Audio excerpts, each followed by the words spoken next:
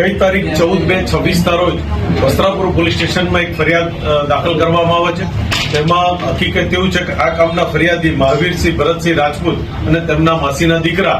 Sindhu Bhavan road ઉપર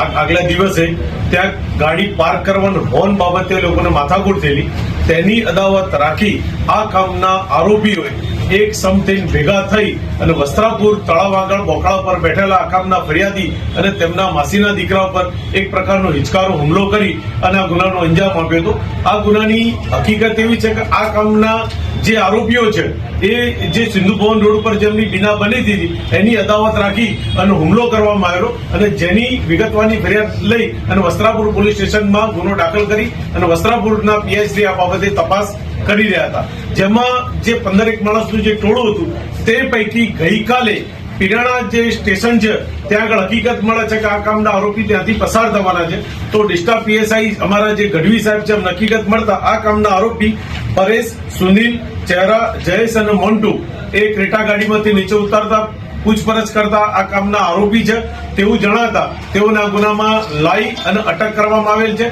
અને જેની હાલ તપાસ વસ્ત્રાપુર पुलिस स्टेशन चलावी रही है. देश और प्रदेश की खबरों के लिए अभी सब्सक्राइब कीजिए इंडिया टीवी लाइव, साथ ही बेल आइकन को दबाना बिल्कुल ना भूलें, जिससे सबसे पहले खबर आप तक पहुंच सके.